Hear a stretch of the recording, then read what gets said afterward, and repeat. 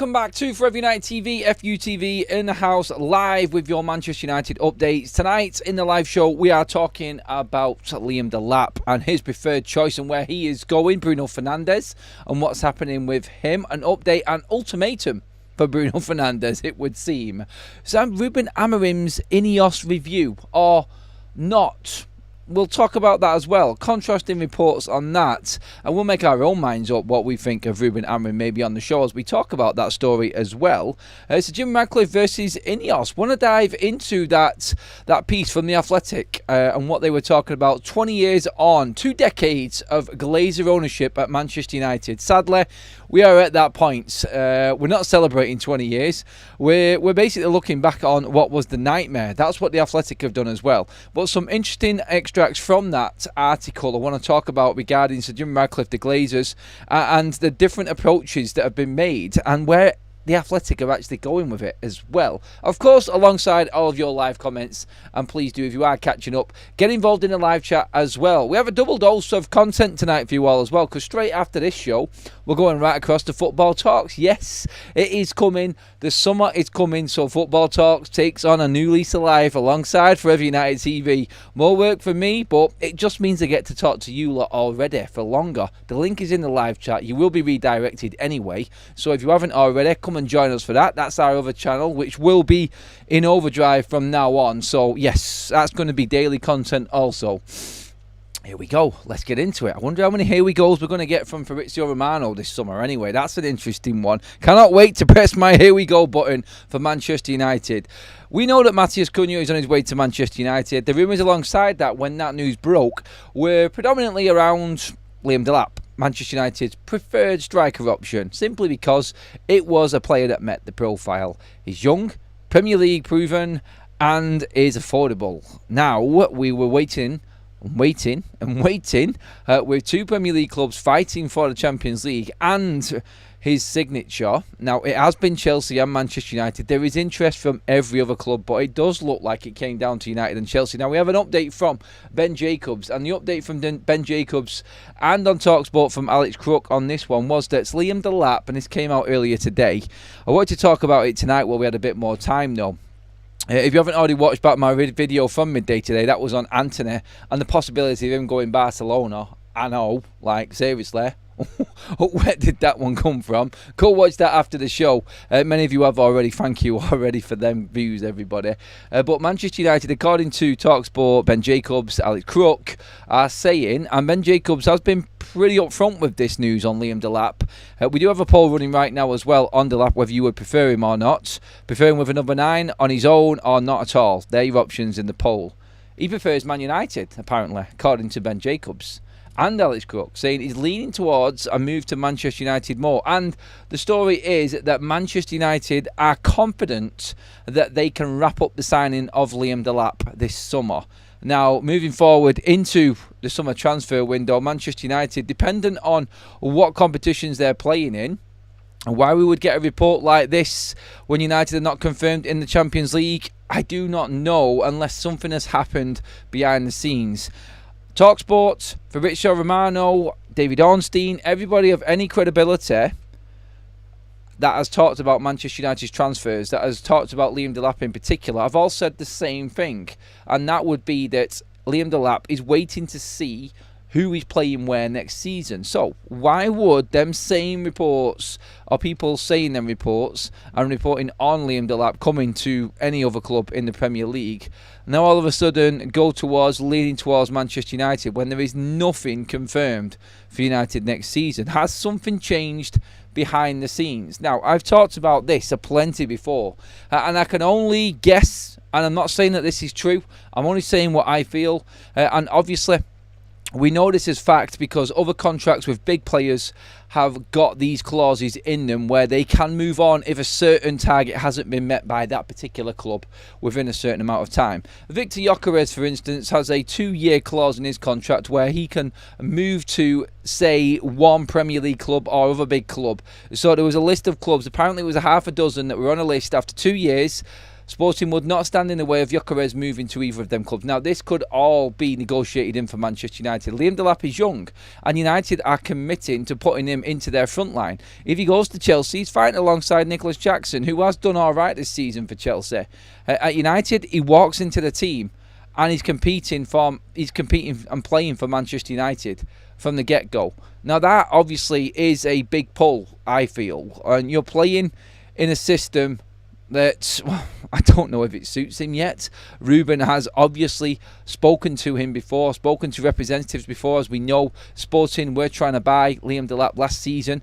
Interesting thing, though, and what I've looked at with this Liam Delap story is that, yes, last summer we now know that Liam Delap was a target for Sporting, and Ruben Amorim was looking at Liam Delap, but he already had Victor Gyökeres in his side. So maybe we're looking at this a little bit differently. Maybe we need to change the way that we're viewing this transfer, and it not being just Liam Delap. Maybe Ruben Amorim wants another striker, because let's be honest, Ruben Amorim liked Liam Delap and he wanted him in his side, but there was not a chance in hell that he was going to start him ahead of Victor Gyökeres. Maybe you could say that he was scared Victor Gyökeres was going to move on and he was just preparing another striker in behind him and doing that due diligence and making sure that everything was covered. Maybe Ruben knew that Gyökeres was leaving at the end of this season already. We don't know. But what you've got to look at in this is that Liam Delap, I feel, is not good enough to lead the line on his own at Manchester United. And maybe there is another striker that could be coming in. I don't know. Maybe it is Rasmus Højlund just waiting behind Liam Delap. Like, honestly, that doesn't fill me with much confidence going forward. And that's no disrespect to either player. You already know my thoughts on the likes of Rasmus Højlund. I've said enough yesterday anyway. But let's be honest, when you look at everything that's in play right now and everything that Manchester United are looking at, all dependent on the Champions League, then I feel like Delap is a lone striker with Rasmus behind him if we don't get Champions League, if they can somehow convince him to come and play with that contract that I just mentioned with no Champions League football. Or if we get the Champions League, it's Liam Delap and one other. That's how I see it anyway. That is how I see it. So when you look at Liam Delap as a striker, you make your own mind up on him. He's better than Rasmus Højlund in my opinion at the moment. I think he does give us a little bit more. But what you're also looking at here is that Liam Delap, I think, it could be, personally, one of two. I still feel like Manchester United are going to, off what Ruben Amorim said in that press conference yesterday after that game against West Ham and what we covered in the morning show today, I think Ruben Amorim is still looking at moving certain players on, and United can afford to bring in two strikers. I think that is something that could actually come true this summer. I really do. So, yeah, we're going to watch that, and we're going to watch that very, very closely. But just so you're up to date with everything that is going on, Manchester United are confident now that Liam Delap is going to be their player. Around the same time this news came out, by the way, there was another report come out, and Samuel Luckhurst came out with this from the MEN, and he was saying that Manchester United are targeting a top six finish next season. I'm sure he just watches the shows, to be honest. It's literally echoed everything that I just said. So, again, I've mentioned this also before. Liam Delap, is he enough to get Manchester United to the top six, to the Europa League? Back in the Europa League. I know we're talking about Champions League right now, but that's just through pure backdoor methods of winning the Europa League.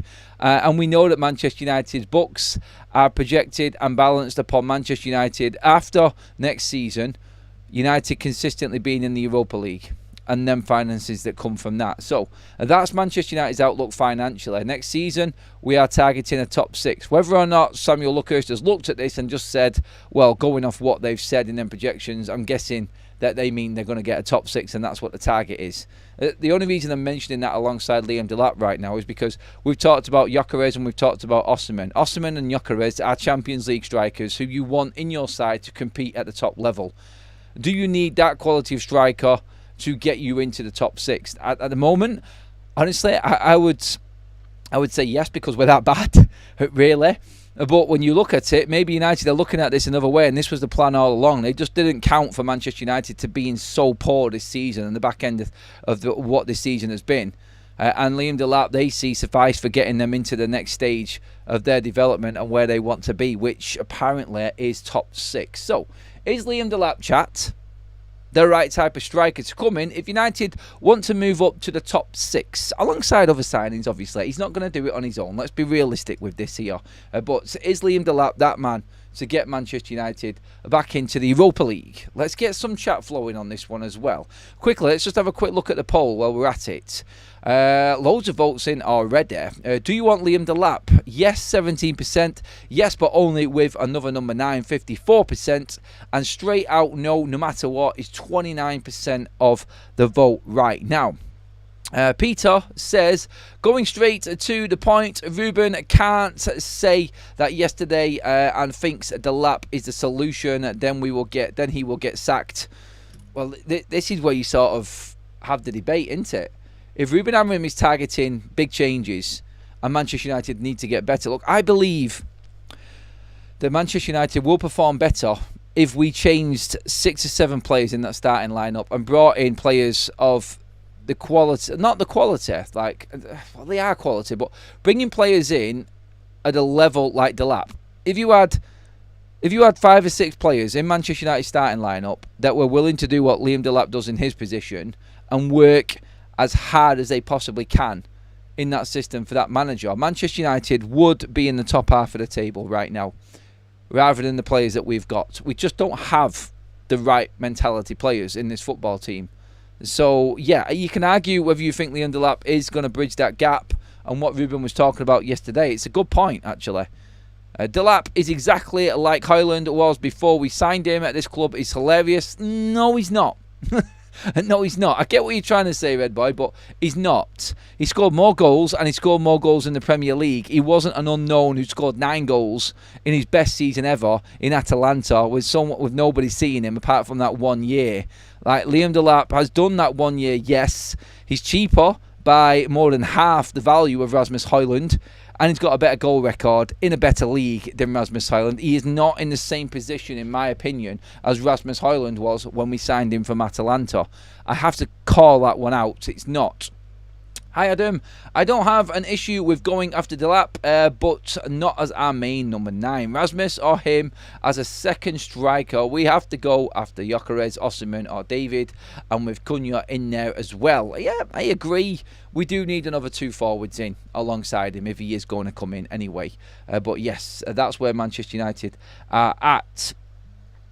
Quickly, we have got an update come in, and we will bring you the updates, as you already know, as the video goes on. But this is leading me into my next story, actually. So this has come from Rudy Galletti and his latest tweet that has just gone out now. Manchester United are exploring multiple midfield options for the summer, with Adam Wharton from Crystal Palace and Edison from Atalanta remaining high on the list. Both players are attracting strong interest across Europe, and yeah, well, that goes without saying. And that takes us into the Bruno Fernandes situation, and that's the next story that I want to talk about today, because Bruno Fernandes, again, like, we've covered this in detail and we all know where we stand right now, but this is the update from Ben Jacobs, who is the Saudi Pro League expert and knows an awful lot of the goings on within the Saudi Pro League. So if anything comes out, he probably will be one of the first to know about it. And this is his update from earlier on today regarding Bruno Fernandes. Al Hilal are still in touch with Bruno Fernandes' camp. Like, they're still trying to negotiate Bruno's deal here. This is why, and just before we get into this again, this is why nobody shutting things down gets the fans debating and talking. And after shit performances like we had yesterday in that game against West Ham, then this is just going to fuel it even more. So, Al Hilal are still in touch with Bruno Fernandes' camp. There will be a new meeting this week, and Bruno Fernandes will be given just 1 week to give the final answer. United's position remains that Bruno is not for sale, while the player has given no encouragement to date. He told Hilal last year he wanted to stay at United until at least the World Cup 2026. I didn't know that, to be honest. At least until the World Cup 2026. Does that mean that Bruno's got 1 more year left in him?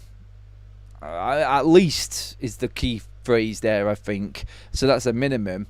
Whether or not he's changed his mind I do believe Bruno Fernandes' transfer comes into focus if we don't win next week in Bilbao. It does.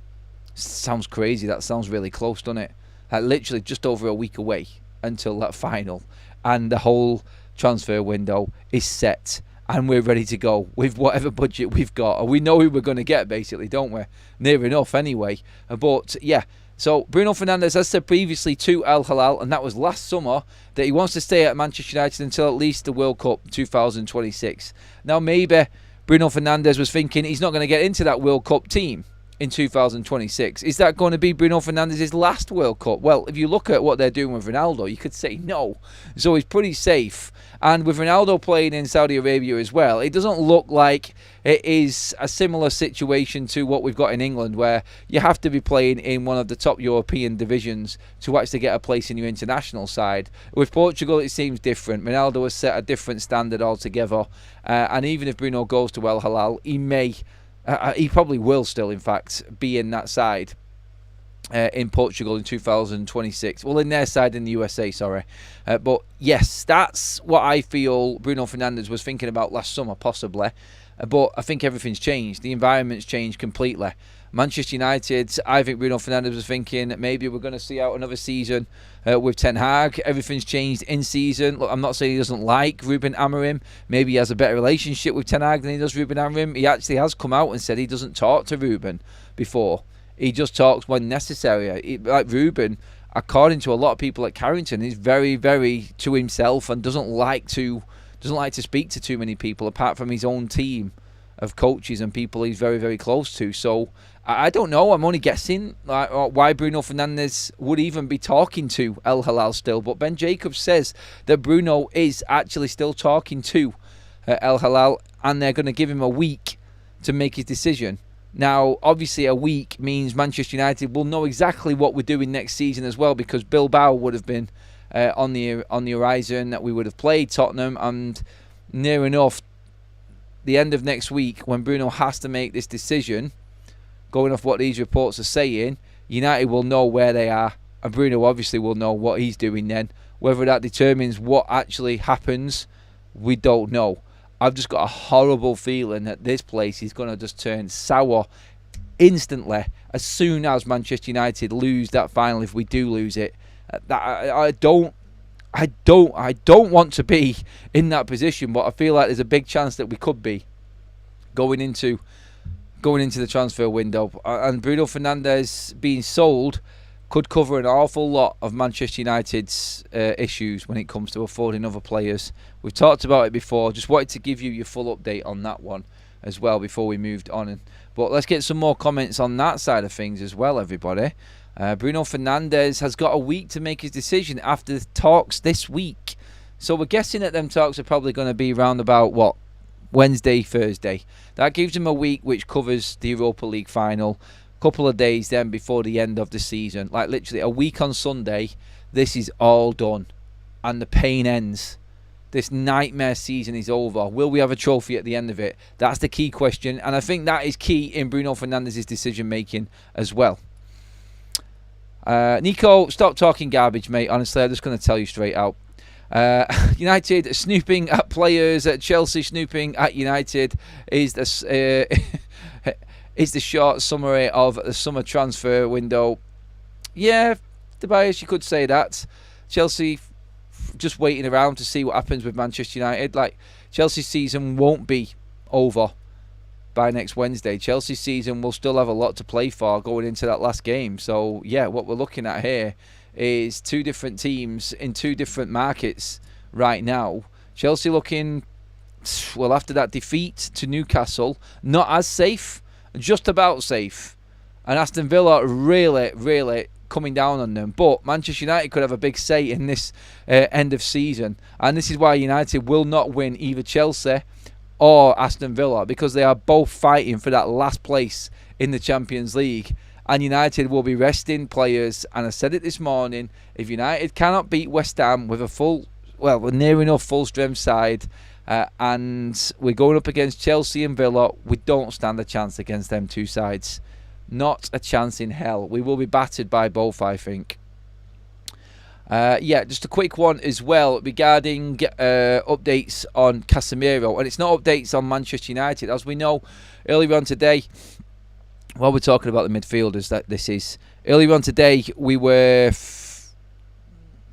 earlier on today, was I talking? No, earlier on today, sorry. It was announced that Carlo Ancelotti will be the new Brazil manager. And, of course, his relationship from the days in Real Madrid and knowing Casemiro, he is going to bring Casemiro straight back in to the international fold, or he's going to try to anyway. So let's just see exactly what that brings. And Casemiro on international duty, honestly, I don't think works for Manchester United. He needs as much rest time as possible. And international duty games for Casemiro in a season is not good news for Manchester United, in my opinion. Quickly, while we're on all of the transfers as well, more reports coming out from the Marcus Rashford camp regarding his potential move to Barcelona. We talked about the possibility of Antony now being top target for Barcelona in the summer, looking for a cheap forward option. Marcus Rashford apparently is desperate to join Barcelona. He's doing everything and getting his people to do everything they possibly can to get him to Barcelona.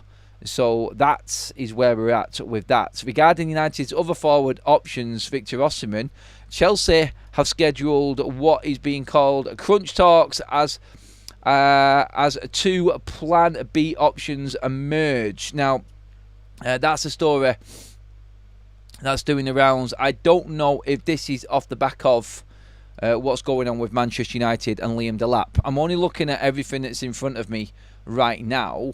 And Chelsea are looking at Victor Osimhen. Chelsea are set to hold on open crunch talks with Victor Osimhen representatives this week as they attempt to strike a compromise over the striker's $12 million per year wage demands. That's what's being said. Osimhen is currently on loan at Turkish club Galatasaray from Napoli. They want to sell him in summer. We understand that Osimhen wants to join Chelsea and that Chelsea want Osimhen. So that would tell you a lot about what is happening right now when it comes to Man United and Liam Delap. Now, Delap was key to the Chelsea talks. He was also looked at by Arsenal. But we have heard as well recently that Arsenal have made contact with Victor Gyökeres. Osimhen to Chelsea, Gyökeres to Arsenal, leaves us, and don't hate me, because I know what you're all going to say in the chat right now, United getting the third best out there, as usual. The best strikers have all gone to our rivals, and we end up with Delap. That's it. I don't want to say just Delap. I really don't. I don't want to make it sound like it's just a second-rate striker for Manchester United. It really isn't. Chelsea are also looking at Ollie Watkins as another option for them. So it does look like, according to this report, that the Liam Delap situation is moving towards United because of what's happening with Chelsea. And just reading into these stories right now kind of tells its own story and why. We were speculating why Delap might actually come or be looking likely to go to Manchester United rather than Chelsea. Maybe it's simply because Chelsea are looking at different strikers, and so too are Arsenal. The worrying one is obviously Newcastle as well want a striker, and we don't know what Aston Villa are going to do yet either. Particularly with Rashford going, Duran's gone, obviously Asensio will go as well. They're in the hunt for another striker. And what's happening with Watkins? That's what you got to look at. Oddy Grass in with a super chat. 120 million for Bruno is 4 years of debt repayments. Well, don't say that, mate. Don't say that, buddy. That will rile all Manchester United fans. I know where you're going with that one. Glenn with another super chat. Thank you, Glenn. Did you see about the ref who has been appointed for the final and his history? Yeah, nobody will need to worry about United as the Glazers and Sir Jim are too tight to offer anyone a bung. Yes, I did see who the referee was for the final. The same guy who refed the PSG and Arsenal semi-final. The biggest story behind that referee was, though, that he has served a ban for taking a bung, but taking a bribe for a certain game. And, yeah, match fixing, basically. Again, he's back in, though, with UEFA. And he's a referee that is going to be covering United's game. Lovely jubbly, as they say, in Only Fools and Horses. If you didn't know what I was on about there. Hi Adam, it's refreshing to get a channel that doesn't have an agenda of putting other players down, so he doesn't have to do his own boy toy Rasmus. Yeah, Rasmus is not good enough. It's as simple as that. Thank you for that, Midnight Lover. It is something that I will never do, which is, like I said with Bruno Fernandes, spades are spades. Never make excuses, even if it is your favourite player. Always be honest and say what you see. And my eye test is showing me that every single player on that pitch on Sunday wasn't good enough. A couple of triers, but no one anywhere near good enough. But yeah, on that, definitely, no. I won't be standing by any player if they keep performing like this. And always remember this as well, everybody. This is a United side. This is a team together that has failed this football club, has failed this fan base, and Ruben's called them out on it. The team and Manchester United's performances are the reason why there are so many cuts at Manchester United. And speaking of Ruben, that's where I want to move on to next, actually. And this so-called review. Now, our man Sully has come out and said Ruben Amorim will be back no matter what happens in the Europa League final. He is safe in his job, and I believe what Sully is saying on this, because he's been adamant about this forever and a day.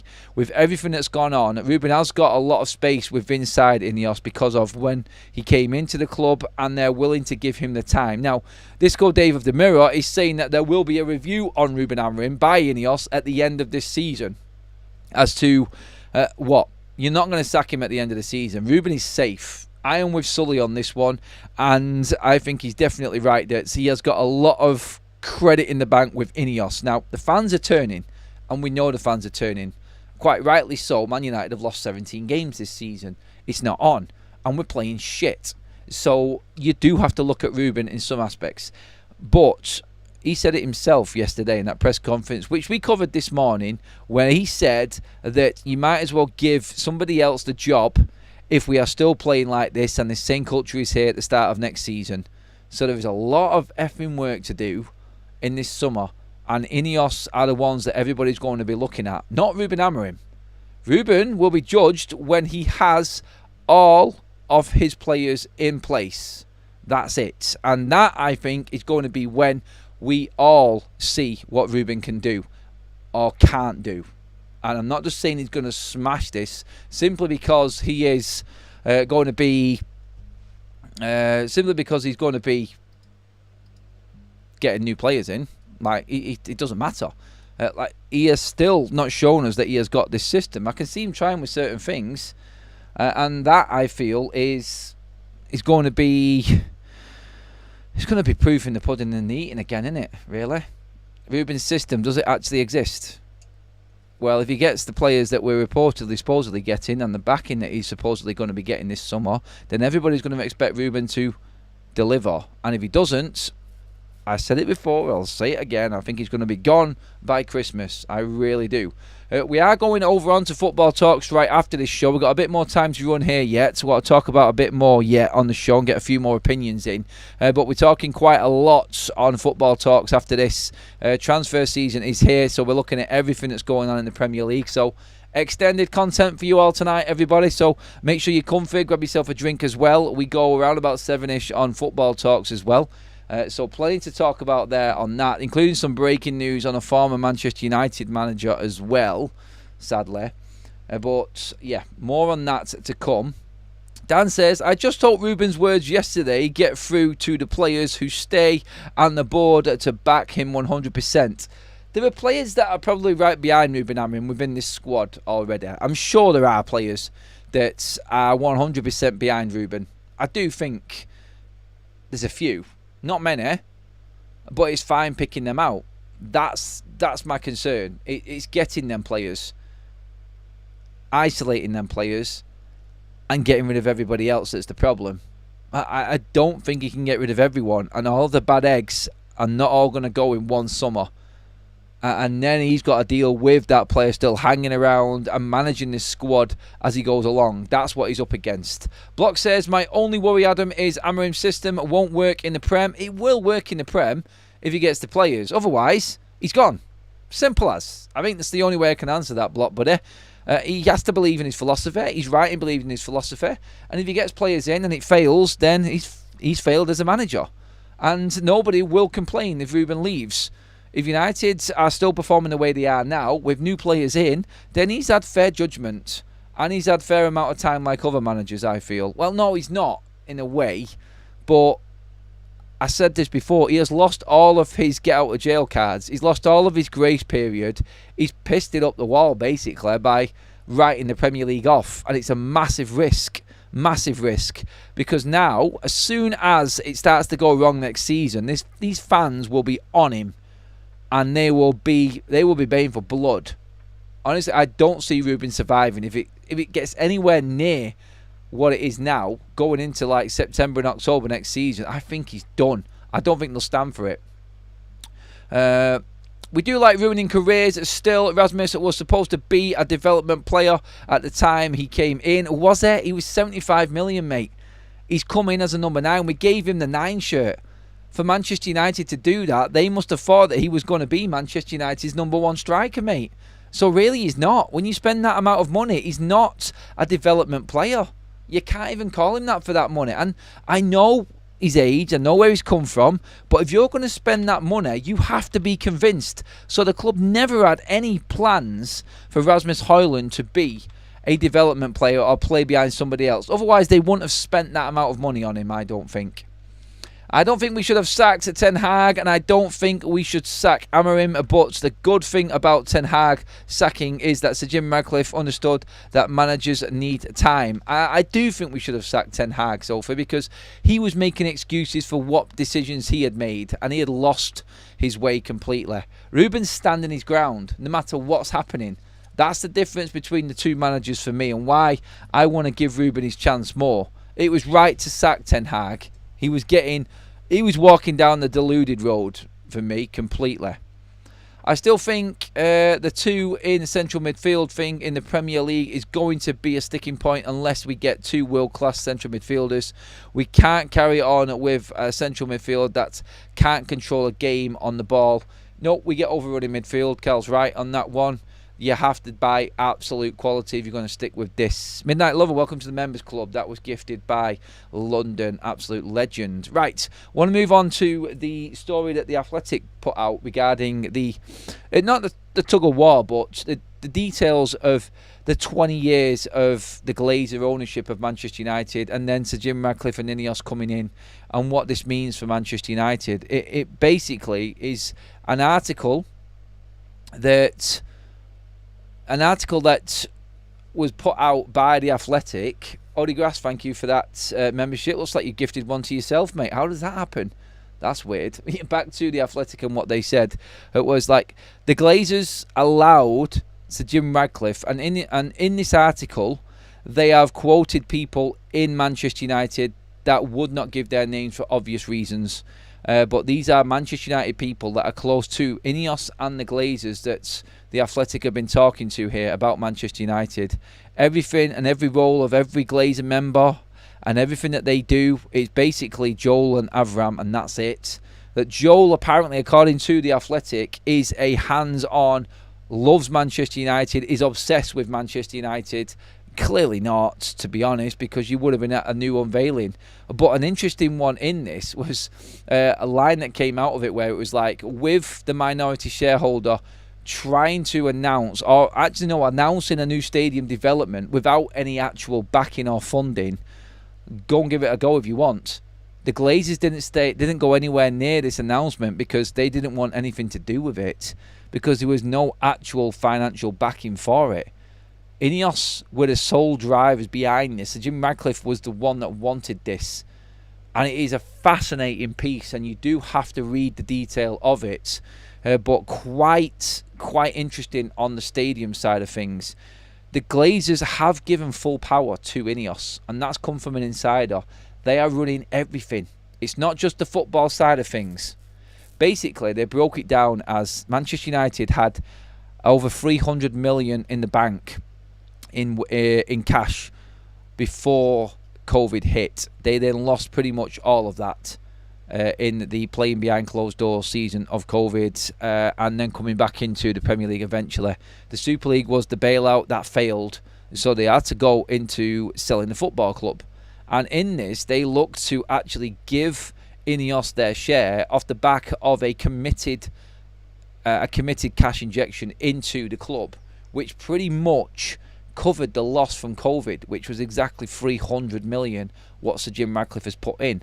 That money, as we know, because Sir Jim Ratcliffe has said this himself, has now been swallowed up by Manchester United and all of the mounting debts within the football club. But the key things in this was that Sir Jim Ratcliffe's comments against in Gary Neville's interview, first of all, about the club going broke at Christmas if it didn't have Sir Jim Ratcliffe's investment, that did not go down well with the Glazer family, apparently, according to The Athletic and their people that they've interviewed. And this was Laurie Whitwell and Adam Crafton and one other, sorry I can't remember the name right now off the top of my head, I think it was Critchley actually, who did this piece. So well-renowned journalists, and I've backed their sources, and they said that the Glazers did not like the way that Sir Jim Ratcliffe put that out. Like they'd run the club into so much debt that Sir Jim Ratcliffe was the saviour. In their eyes, they allowed Sir Jim Ratcliffe to come in and they were acceptant of his bid, and they've allowed him to come and take part in this and give him full control of Manchester United. And then for him to come out and say that it would have been into bankruptcy, Manchester United, if we are not getting the investment from Sir Jim Ratcliffe, and that has not gone down well at all with the Glazer family. They don't like the way that the jobs have been cut at Manchester United. They'd have done it differently, apparently, according to The Athletic. A bit of a charm offensive on the Glazer side, really. INEOS have come out of this bad from this interview, from this article, from what I've seen anyway so far. In terms of a lot of people in the chat as well asking about Lenny Yoro. I'm coming to it. Don't worry, everybody. There isn't any update. I've asked who I can to try and find out, but nobody has got any information on Lenny Yoro yet. Usually, and what happens with big injuries or news like this, it was the same with Matthias de Ligt. If we don't hear anything, it's better news than bad news, because United will only announce a player being a really bad injury instantly. That being that if Lenny Yoro was severely injured and missed the rest of the season, we would have known. If he's not, then they have to do a few more scans, or not more scans, but a bit more work on it, and find out exactly when he can come back and what training program he can go on, what games he can be available for. No news is good news, basically, on Lenny Yoro, everybody. So that, I think, is something to take on the positives with everything else that's going on right now, definitely. But yeah, just on the back of that, Sir Jim Ratcliffe and the Glazers thing again. The Glazers didn't want anything to do with the development of a new stadium. They thought it strange, according to The Athletic, that it was announced that there was a new development going on without actual definite backing. Now, obviously, Omar Barada and co have said that they have had offers for certain parts of the stadium to fund it and things like this. So we're going to have to take them for their word on that, how valuable that is. But again, Oddy Grass, thank you for the super chat, buddy. Again, not super chat, gifted membership. Sorry, but when you look at it like that, it doesn't seem like everyone's on the same page, does it? Behind the scenes at United, and the Glazers have officially given full control and full power to INEOS. They apparently have deflected attention away in the protests from the Glazers and the sponsors. Now, remember the protests before? The sponsors were getting hit. There were big pushes and big social media outcries. Go in and fill this basket and then don't pay for it. Abandon following so-and-so, Adidas and whatever it was at Manchester United. Hit the sponsors online. Do this, do that. INEOS coming in has been seen as, from sources to the Glazers, as a deflection away from them. And focus has not been on the Glazer family as much since INEOS have come in. INEOS are taking the brunt of it. The Glazers are not confrontational, whereas INEOS and Sir Jim Ratcliffe in particular isn't afraid of it.